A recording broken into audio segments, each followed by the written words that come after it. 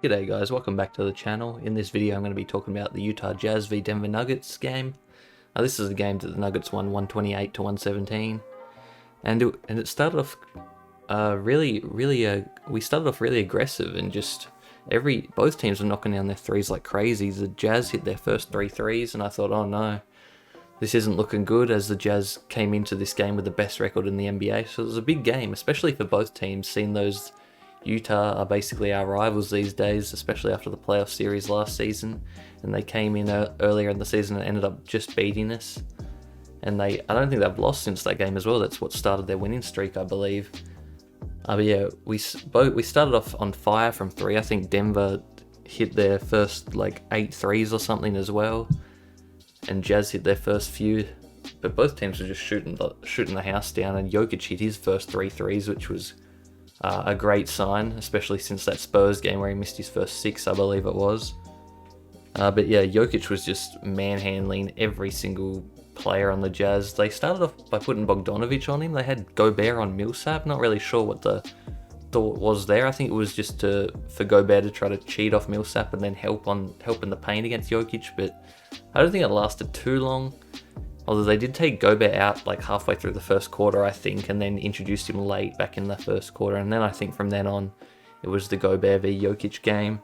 But Jokic was absolutely destroying him and destroying everyone, as he equaled his career high with 47 points in this game, 12 rebounds and 5 assists with a couple steals. So Jokic was obviously the best player in this match by a long way too. And we started off with a 14-point lead at the end of the first. So we've been starting off really well lately in all our games.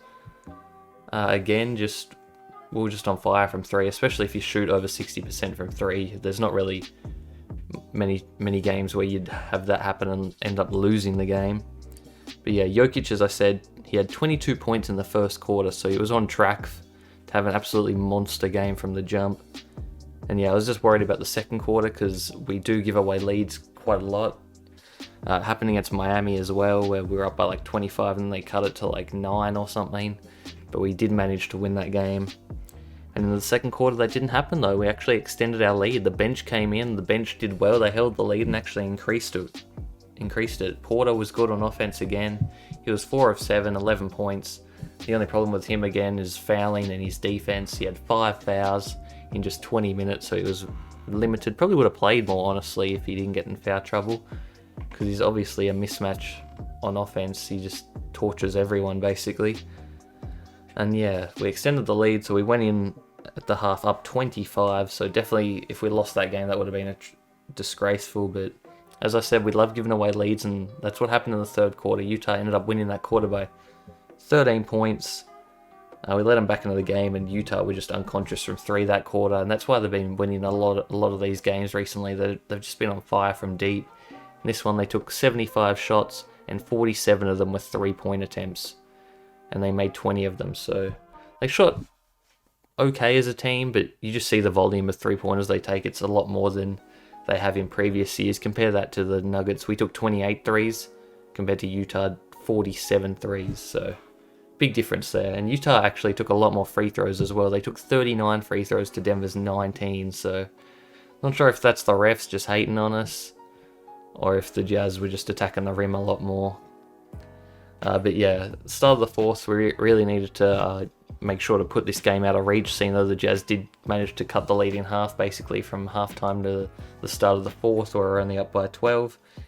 And a big factor to us sealing the game was actually Facu Campazzo.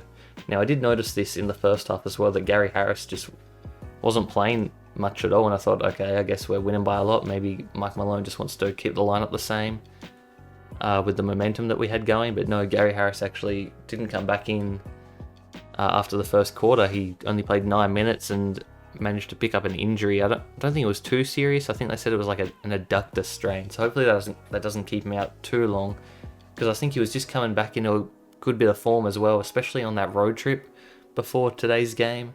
So that's going to be really unfortunate if he's out for a while, because I really thought he was starting to pick up his play, especially on offense. We all know he's a pretty good defender, but yeah, he needs to be a knockdown shooter, and he's at his best when he's attacking the rim and helping make plays, not leaving all the playmaking to Jokic and Murray. But yeah, Campazzo was huge in that fourth quarter. Obviously got more minutes because Gary Harris was out. RJ Hampton got a couple minutes as well, but again didn't really seize his opportunity, but didn't even take a shot, so it was hard for him to really do much, to be honest. And Monte Morris obviously got his minutes as well. Didn't have a great game, Monte, but did what he had to. Didn't turn the ball over, which is great. Had 5 assists and 2 steals, so was effective in other ways, not as much scoring tonight. And JaMychal Green got back into the groove and got some shots, because against the Spurs, I think he only took like 2 shots for the whole game and just wasn't able to get a shot off. But in this one, he was 4 of 7, 9 points with a plus 11. So good to see him back in form. But yeah, we did really well against this great Jazz side, although Conley and Mitchell, we really managed to keep them down. I'm not sure if it was just rust from Mitchell since he's been out the last couple of games due to concussion protocol, or if he just had a bad game, because everyone can have a bad game. But yeah, he was struggling a lot. 13 points, 3 of 12 from the field, so only shooting 25%, and he had 5 turnovers, so definitely a bad game from him. And Conley, well, Conley's had a good season this year, but in this game he was back to Conley from last season, 2 of 10, negative 18, the worst in the game, I believe. It was basically Bogdanovic trying to keep them in this one with 29 points. He was really good for them. And Clarkson was okay, but not efficient as he has been in the other games. But yeah, it was good to snap that winning streak by the Jazz, and Jokic surely puts himself in the MVP conversation race now, especially when Embiid's missing games and Jokic just continues to put up crazy numbers and helping our team to more wins now. You can't give an MVP to a guy who's missing games all the time. I know Philly won without him, but honestly, if Embiid keeps missing games and Jokic doesn't, I feel like you have to give Jokic the edge. And hopefully by the end of the season, Jokic will have earned that.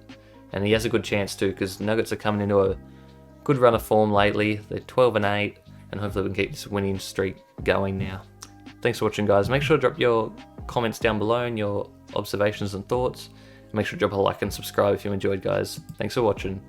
Peace.